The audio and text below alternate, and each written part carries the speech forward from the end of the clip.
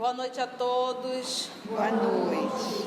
Hoje, 26 de janeiro de 2018, nós estamos reunidos para estudarmos a obra O Evangelho segundo o Espiritismo.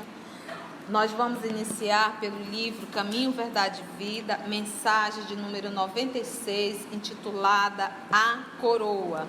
É uma anotação de Marcos e será comentado pela nossa irmã Maria Luísa. E vestiram-no de púrpura e, tecendo uma coroa de espinhos, lhe a puseram na cabeça. Marcos 15, 17. Quase incrível o grau de invigilância da maioria dos discípulos do Evangelho na atualidade, ansiosos pela coroa dos triunfos mundanos. Desde longo tempo, as igrejas do cristianismo deturpado se comprazem nos grandes espetáculos através de enormes demonstrações de força política. E forçoso é reconhecer que grande número das agremiações espiritistas cristãs, ainda tão recentes no mundo, tendem às mesmas inclinações. Individualmente, os prosélitos pretendem o bem-estar, o caminho sem obstáculos, as considerações honrosas do mundo, o respeito de todos, o fiel reconhecimento dos elevados princípios que escolheram na vida por parte dos estranhos. Quando essa bagagem de facilidades não os bafeja no serviço edificante, sentem-se perseguidos, contrariados, desditosos.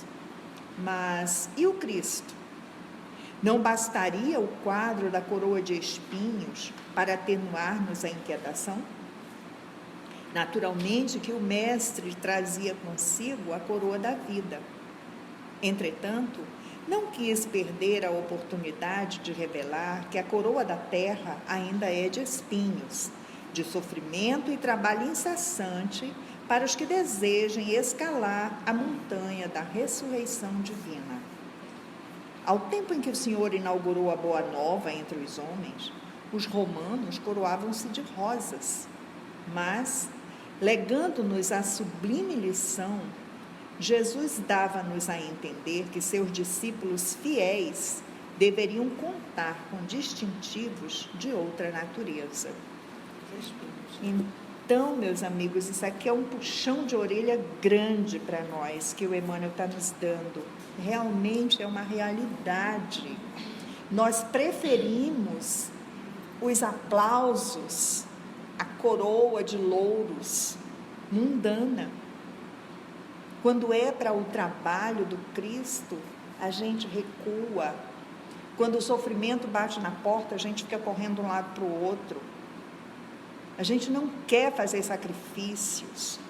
Nós não queremos realmente, ainda somos muito renitentes em seguir os passos do Cristo.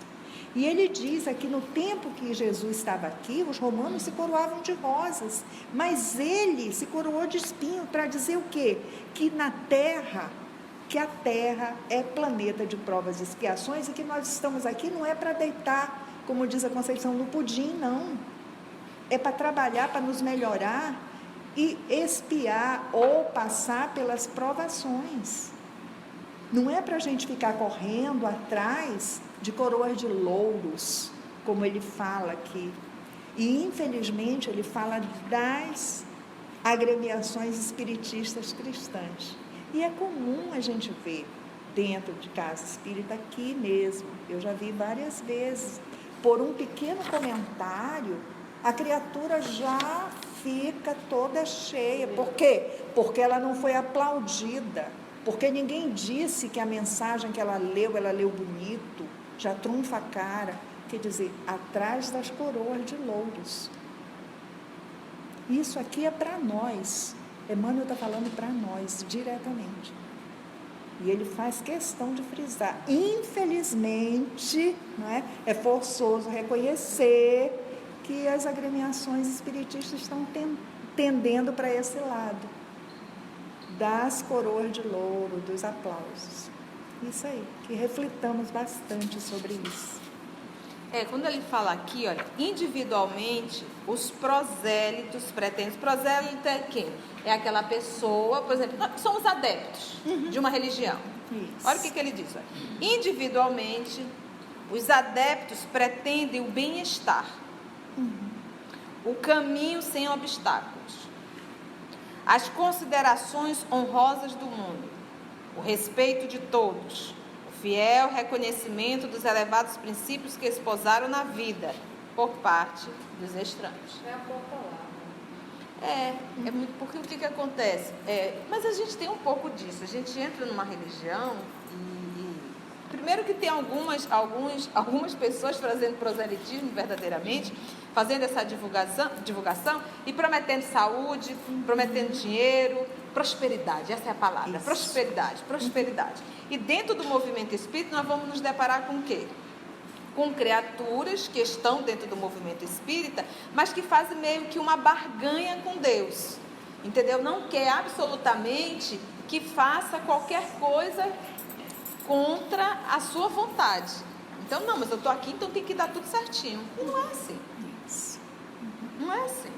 O que Jesus fala aqui? É como se ele dissesse assim, olha, os reis do mundo recebem uma coroa de flores. Eu, para mostrar para vocês, calado, vou receber a coroa de espinho. Para ficar bem claro que para me seguir tem que aceitá-la. O que é essa coroa de espinho? Meus irmãos,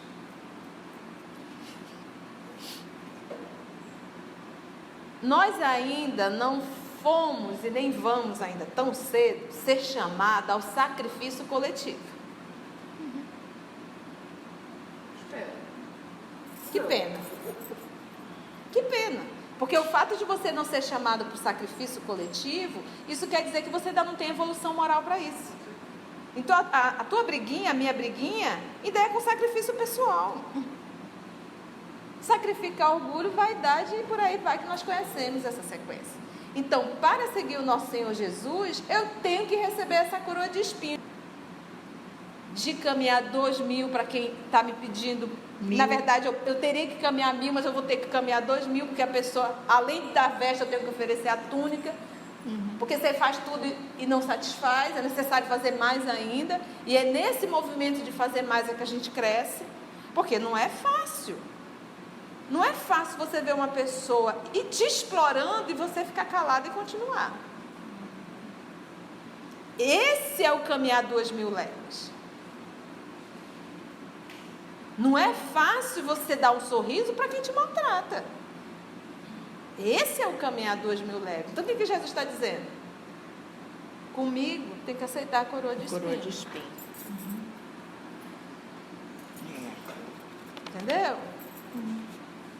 Vamos fazer a nossa prece? Vamos então visualizar nosso Mestre amado Jesus aqui conosco e agradecer a Ele. Agradecer a oportunidade de estarmos aqui reunidos em nome dEle, para estudar o seu Evangelho de amor, de justiça, de caridade, de perdão. E estudar também obras maravilhosas que nos ensinam a moral cristã. Agradecidos somos, Senhor Jesus, por essa oportunidade de estarmos aqui, procurando beber nas Tuas palavras para crescermos cada vez mais.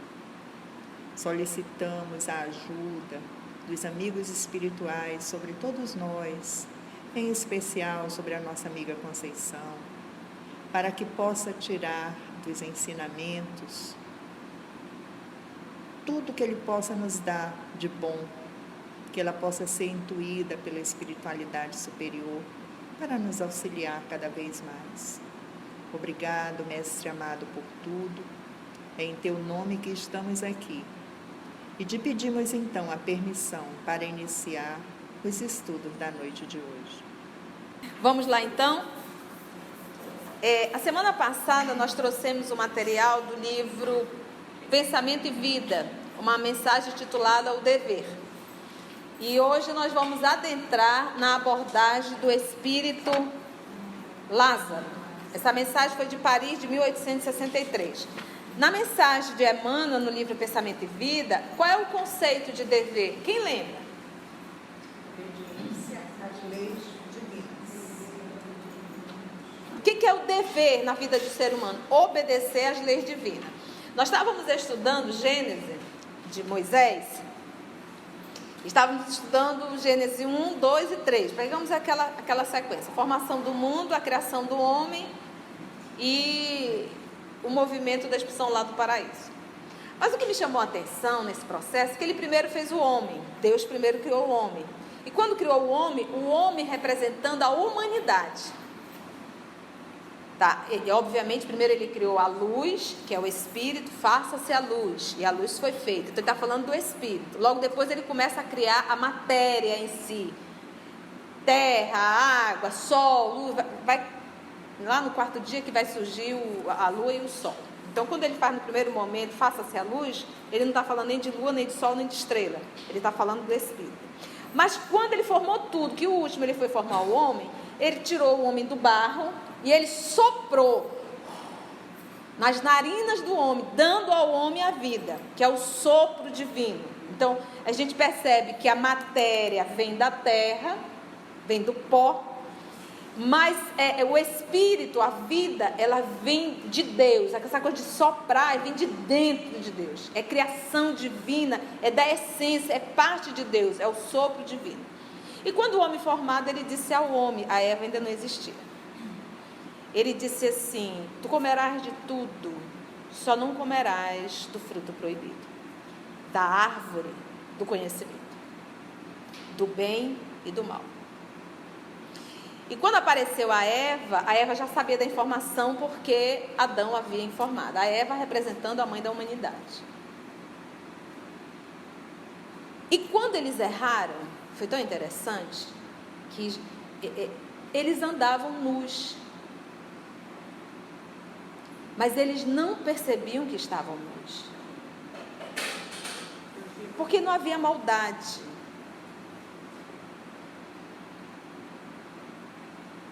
Quando Adão, comeu o fruto proibido, eles se perceberam, os dois se perceberam nus.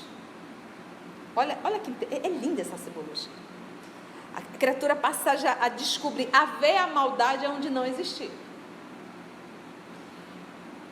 Quando Deus apareceu, disse: aonde tu estava, Adão? Ele disse: eu me escondi de ti porque tive vergonha. Você teve vergonha do quê? Eu tive vergonha porque eu estava nu. Olha a consciência de culpa. Como tu sabes que tu estava nu? Comestes o fruto proibido? Não, a culpa não foi minha, a culpa foi de Eva, foi ela que pediu para eu comer. Tirou a responsabilidade dele. Foi até Eva. Eva disse: não, a culpa não foi minha, foi da cobra. Foi até a cobra, deu a punição à cobra, mas também a punição a Adão e a Eva. Mas o mais interessante nisso é que Deus não saiu da face deles, dentro dessa simbologia, tá? Ele não saiu, ele continuou. Eva deu o primeiro filho, que foi Caim, que era o mais velho. Logo depois veio Abel. E Caim cuidava da terra. Abel era pastor de ovelhas. Olha aí o exemplo: pastorear ovelhas e cuidar da terra. O Abel foi e matou o cordeiro e ofereceu a Deus sacrifício. O Caim pegou o material da terra, frutas, legumes, verdura, e ofereceu a Deus. Mas Deus se alegrou com o que recebeu de Abel, o sacrifício. Caim apenas deu coisas de ordem material. Isso não alegrava Deus. Mas o fato de ele ter sacrificado aqui, então Deus ficou muito feliz com Abel pelo sacrifício. E aí Caim ficou bravo, chamou o irmão para o campo e lá matou o irmão. É aí que Deus sai da face do homem. Inclusive expulsa e marca Caim. E ele vai para a terra de Nod, lá ele casa, tem filho, você vê que é uma parábola. E depois a Eva, ou seja, a maioria somos descendentes de Caim, nessa simbologia. E o outro nasceu o terceiro filho, Sete, que ela disse que estaria entrando no lugar de Abel, que o irmão havia matado. Então a gente percebe uma simbologia. O que a gente vê aí? No primeiro erro de Adão e Eva, o papai não virou o rosto. No segundo, que é a perversidade por vaidade e orgulho, ele expulsa, inclusive. Então existe uma diferença muito grande entre erro, desobediência e a perversidade. Nessa simbologia, porque o Caim matou o irmão Abel por inveja, porque Deus não adorou o que ele fez. Entendemos isso? Essa simbologia toda. Então uma coisa é errar, a outra coisa é a perversidade. A perversidade, ela tem uma punição muito maior. Então, dentro dessa simbologia, quando o papai criou o homem, ele já disse: meu filho, não coma do fruto proibido. E o fruto proibido, o que a serpente disse? O que Deus lhe falou, Eva? Que nós não devemos comer frutos da árvore proibida, a árvore do conhecimento. Ela disse: pode sim. Deus não quer que você coma, porque não quer que você conheça o bem e o mal. Você pode comer. Então, qual é o lance aí? É o homem querer ser igual ou maior que Deus. E aí ele cai ralo dentro. Entendeu? Ele querer estar no lugar de Deus. Você pode ver que quando a criatura desenvolve muito a intelectualidade, a inteligência, a primeira coisa que ela faz é se sentir e já não quer mais absolutamente falar nada de ordem divina. Absolutamente nada de ordem divina. Deus nem existe. Falar coisa de Deus é mediocridade. Na ciência você não pode falar o nome de Deus, para ver bem o nosso nível. Depende da ciência. Depende, tem cientista que é muito bom. Hoje. Mas teve uma época que Deus, inclusive, estava morto. Na época que chegou a codificação, no século XIX, Deus o livre. Então, imperava. Então, o dever é eu realizar a vontade de Deus, não a minha. Por quê? Porque a dele é sábia, a minha é ignorante.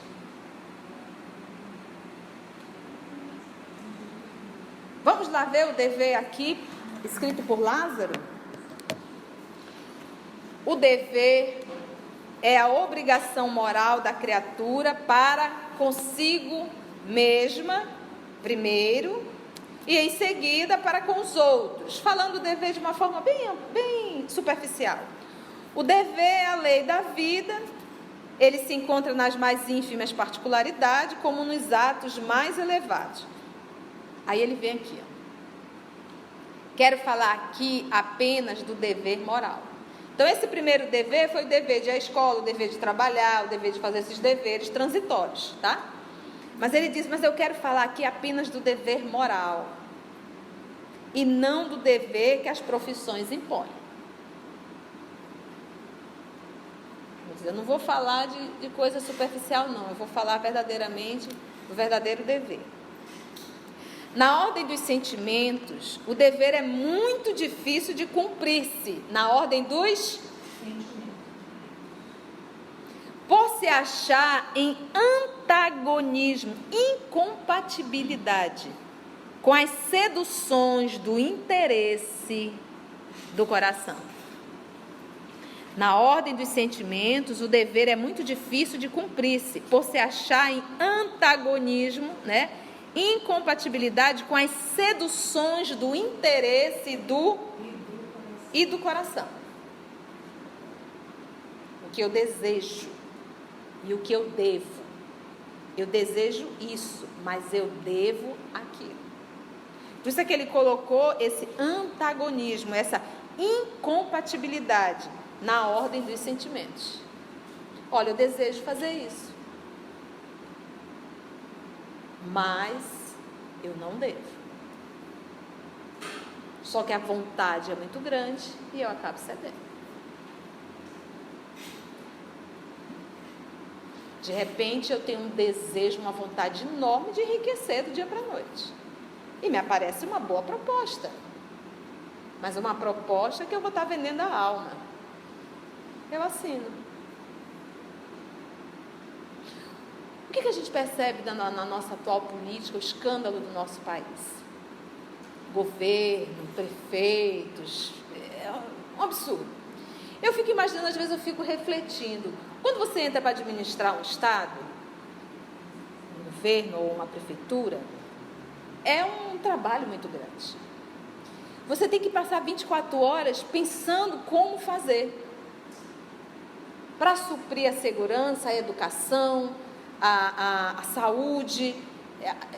São muitos detalhes, são muitas informações. Quando a criatura começa a desviar dinheiro, qual é o pensamento dela agora? Como desviar e a forma para não ser descoberta. O foco dele já foi. O foco dele já foi. Então, basta uma vez para você abrir uma porteira e o dever já foi embora. Então, isso, olha, apesar de todas as facilidades, eu até gosto, eu até queria, mas o dever me diz que eu devo dizer não. Porque a gente fala em política, mas tudo é política. E a sujeira está em tudo quanto é canto. Tudo quanto é canto. A propina é coisa que roda para tudo quanto é canto. E isso nós fugimos ao dever. Por isso que ele vem aqui, ó. Suas vitórias não têm testemunhas desse dever. Porque olha só, uma vez que a criatura recebeu uma proposta, 3 milhões de começo, depois vai vir mais, é só o começo. E ele vai dizer, não. Essa vitória que ele teve sobre ele mesmo, não vai dar ibope. Por isso que ele diz, suas vitórias não têm testemunhas. E suas derrotas não estão sujeitadas à repressão. Porque naquele momento tu é um derrotado, como é que tu vai abrir mão disso? Mas no futuro ele não vai ter repressão daquela atitude dele de hoje. Então, ele nem tem os louros, é a história da coroa. Quer me seguir? Coloca a coroa de espinho. Suas vitórias não têm testemunhas e suas derrotas não estão sujeitas à repressão. O dever íntimo do homem fica entregue ao seu livre arbítrio. O dever íntimo do homem fica entregue ao seu livre arbítrio. Eu sempre vou pegar essa lição, porque se tem uma das coisas que incomodou muito os cristãos, foi Jesus ter sido crucificado, ter passado por todo aquele sofrimento. Se ele tinha tanto poder, por que ele se submeteu? E a obra, há 2000 anos, explica isso bem detalhadamente. Quando o soldado romano se aproxima e diz, Senhor, ele já estava preso, ia ter que ser julgado por Pilatos, peça para ir a Roma, para ser julgado com César. Esses judeus são fanáticos. E aí Emmanuel diz que Jesus olha para ele e diz assim, se eu quisesse, olha que lindo isso, se eu quisesse, eu pediria a meu pai e ele me enviaria uma legião de anjos que acabaria com isso na hora. Se eu quisesse, eu peço e ele me atende. Por quê? Porque eu tenho cacife para isso. Eu sou um espírito crítico, ele pode me atender, porque sou eu que estou administrando aqui. Eu posso fazer isso. Mas aí ele vem, vírgula. Mas o que o meu pai quer, então ele sabe o que o pai queria. E ele também já sabia que ele poderia mudar a história. escrevendo de outro jeito. Não, pai, vou interferir. Manda uma legião de anjos, deixa eu acabar com essa festa aqui. Mas ele já conhece Deus, por isso é que ele diz, eu e o pai somos um só. Então ele diz, mas o que o meu pai quer é que eu me entregue aos judeus. E ele se entregou. Vocês estão vendo como a gente pode mudar? Dependendo, obviamente, da nossa ligação com o pai. E por isso eu aprendi, tenho aprendido, eu não faço pedido não. Juro para vocês. Eu não peço nada. A única coisa que eu peço, Senhor, me ajude a ter discernimento para eu fazer a tua vontade. Mas pedir, eu não vou porque eu não sei pedir. E às vezes o que eu acho que é bom não é. Então eu colo nele. Senhor, eu vou fazer aqui o que o Senhor me pedir, um dia por causa disso. Se tiver de ser, vai ser. Se não tiver, não mande. Faça o que o Senhor achar melhor. Quantas vezes a gente, porque diz o Evangelho, pedi, obterei, batei, a porta será aberta. A pergunta é, será que a porta que tu bateu está certa? Então, às vezes você pede, a coisa acontece, depois você pede para desfazer, mas aí já foi.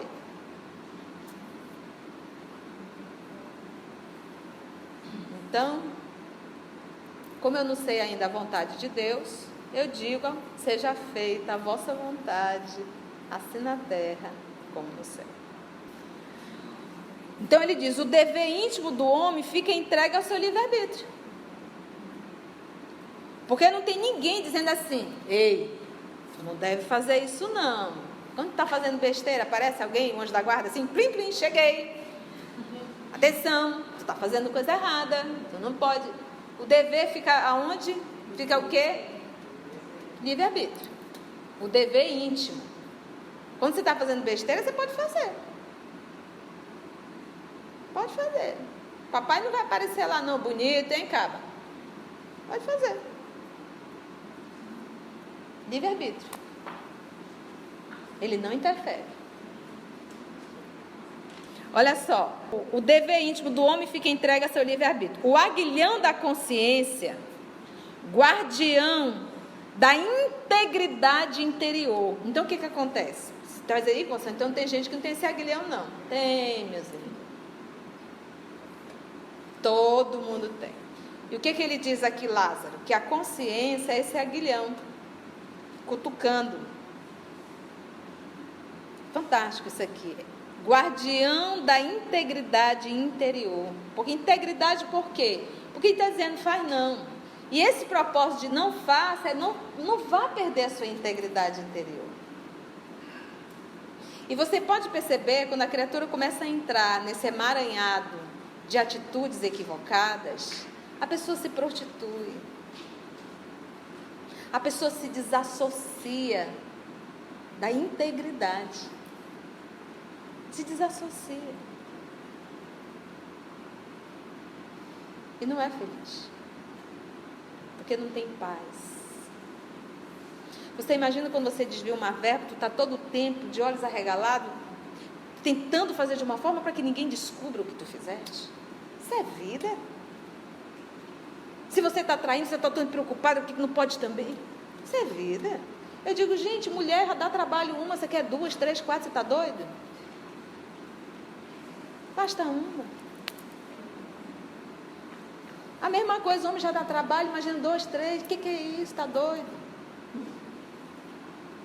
O homem, quando tem 3 famílias, são 3 famílias para sustentar. Se ele for homem, se for só macho, não tem problema nenhum. Mas se for um homem, ele vai ter que sustentar as 3 famílias. E a gente vê quase sempre o homem vem a falir. É questão de tempo. É impressionante, já vi esses filmes várias vezes. Aí, zerou a conta dele.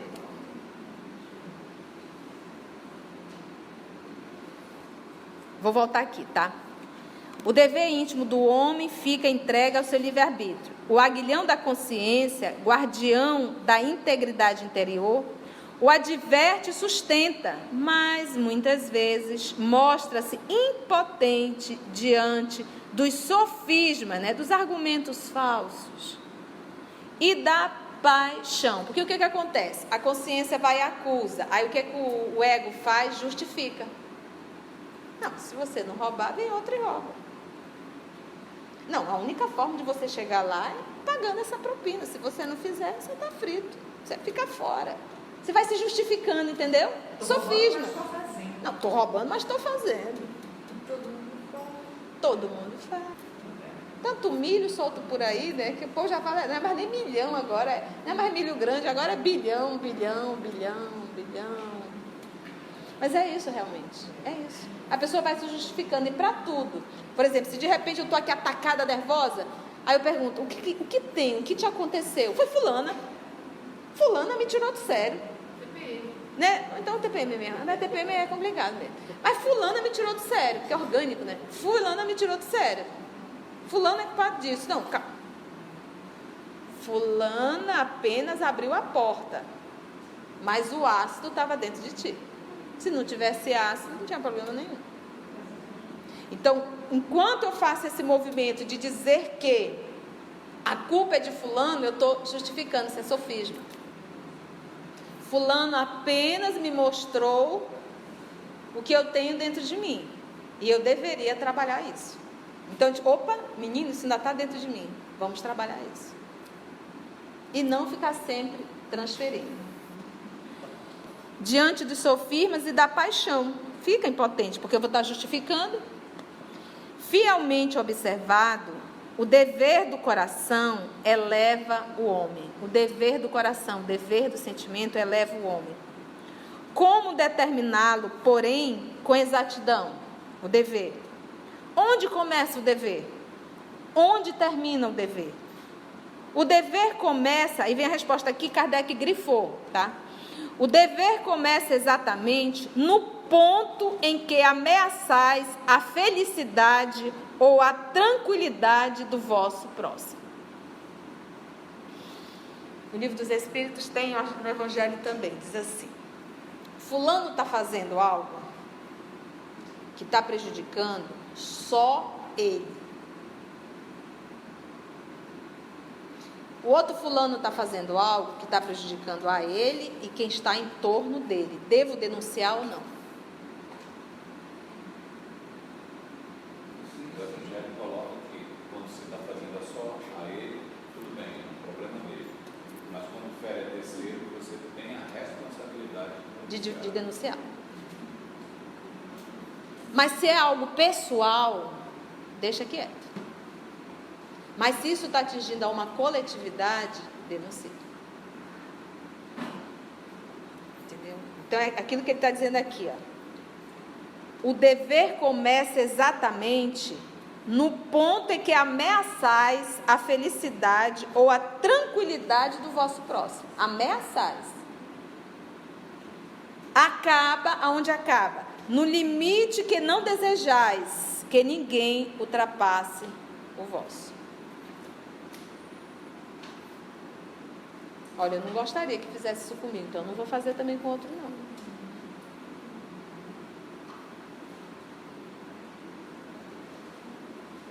O André Luiz comenta em uma das obras dele, não recordo, mas eu achei muito interessante. O que é o bem para Deus? É o bem para todos. Quando o bem é só para mim, já não é o bem.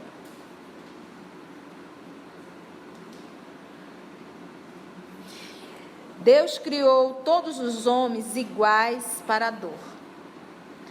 Pequenos ou grandes, ignorantes ou instruídos, todos sofrem pelas mesmas causas, a fim de que cada um julgue em sã consciência o mal que pode fazer. Não existe o mesmo critério para o bem, infinitamente mais variado em suas expressões. Não existe o mesmo critério para o bem. Infinito. O que ele quer dizer com isso aqui? Olha lá, volta lá. Ele diz que Deus criou os homens todos iguais para a dor. Ok? Beleza. Ou seja, dor dói. Seja ela física ou moral, vai doer. E vamos lembrar do livro Renúncia, quando Alcione se prontificou a encarnar na Terra, o que o amigo espiritual, o guia espiritual dela falou lá em Sírios? Você tem certeza que você quer ir? Estar revestido na carne humana, estar como humano, vai te colocar em situações de necessidades emocionais. Tu vai sentir necessidade de carinho, tu vai sentir solidão, tu vai sentir necessidade de reconhecimento. Isso é condição humana, mesmo dentro da evolução de Alcione. Estar no corpo humano faz com que a gente sinta isso. Sinta. Agora, o que nós vamos fazer com o que estamos sentindo, aí é outra história. Olha que coisa interessante.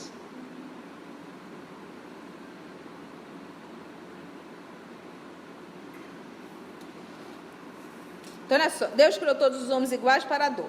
Pequenos ou grandes, ignorantes ou instruídos, todos sofrem pelas mesmas causas.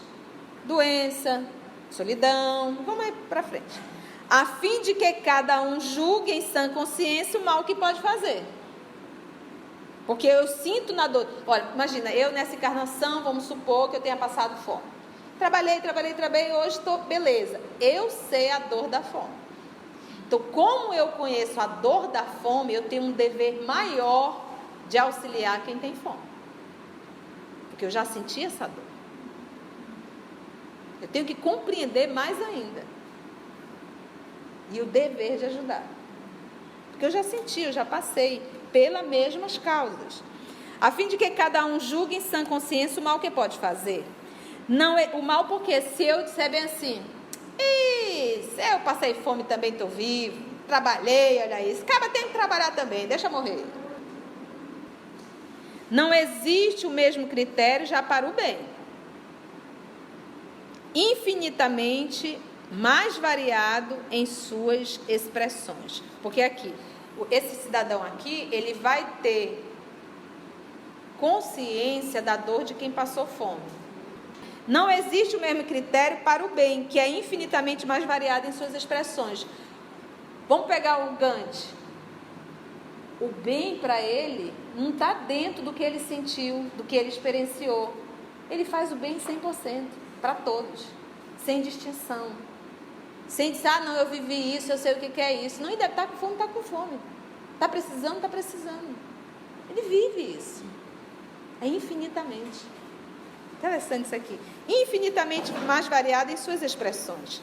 A igualdade diante da dor, aí ele grifou também, é uma sublime precaução de Deus, essa previdência e precaução, que quer que todos os seus filhos, instruídos pela experiência comum, ou seja, eu já vivi isso, não pratiquem o mal, alegando ignorância de seus efeitos. Você pode prestar atenção. Quando alguém passa por um câncer e essa pessoa tem bastante poder aquisitivo, ela começa a pensar naquele que tem câncer e que não tem o dinheiro. Você vê só como a dor ensina? E às vezes até cria instituições para ajudar pessoas com câncer. Por quê? Porque viveu na pele isso. Eu costumo dizer que quando a gente passa por isso, que se eu tenho uma pessoa aqui que teve um câncer na mama e fez a retirada da mama, a melhor pessoa para conversar com ela foi alguém que viveu essa experiência. Essa pessoa tem muito mais respeito, muito mais tato, porque ela sabe da dor. Mas se for uma irmã Dulce, ela não precisaria arrancar o seio para sentir a dor dessa irmã, porque ela se compadece, ela ama. Mas muito de nós, para termos sensibilidade, é necessário termos sentido dor. Mas há muitos anos atrás, o filho de uma grande amiga nossa estava com ferimento no pé que não fechava. Ele explicou mais ou menos o que era, eu não sei explicar tecnicamente não. Mas ele era muito jovem, devia ter 14, 15 anos. E eu me recordo, a gente orou por ele num grupo mediúnico, e aí veio uma psicografia, através do nosso intermédio. Uma psicografia muito bonita. E essa psicografia dizia assim, ele tinha 15 anos, 14, 15 anos, mas era uma coisa assim, ele será médico. E ele está passando isso, que é para ele sentir a dor do outro nele. E essa experiência, foram anos, gente, essa experiência, era linda a carta. Fazia muito tempo e eu já não lembrava mais disso. Ele hoje é médico formado E a especialidade dele ele é ortopedista, fez uma especialidade mais em alguma coisa. A gente vê uma psicografia sendo confirmada. E eu encontrei com a mãe dele um tempo desse, ela disse assim, você lembra daquela? Eu não lembrava mais, daquela psicografia assim, assim, assim? Eu disse, é verdade. E ele formou, você é médico. E ele, um dia desse, eu entreguei a psicografia para ela, ela leu para o filho na época, e ele um dia desse lembrou, mãe, você lembra do que eu passei assim, assim, assim? Como isso está sendo útil para mim? O respeito que eu tenho pelo paciente é muito grande. Porque eu passei anos cuidando disso. Então, é uma regra, Conceição? Não, não é uma regra, mas para muitos de nós termos um pouco de sensibilidade é necessário viver. Só finalizar esse parágrafo. Não existe o mesmo critério para o bem, infinitamente mais variado em suas expressões. A igualdade diante da dor é uma sublime precaução de Deus, que quer que todos os seus filhos, instruídos pela experiência comum, não pratiquem o mal, alegando a ignorância de seus efeitos. Ah, mas não sei como é que era isso. Sabe, filho, você viveu. Vamos dar uma paradinha aí, alguma pergunta? E até o próximo estudo.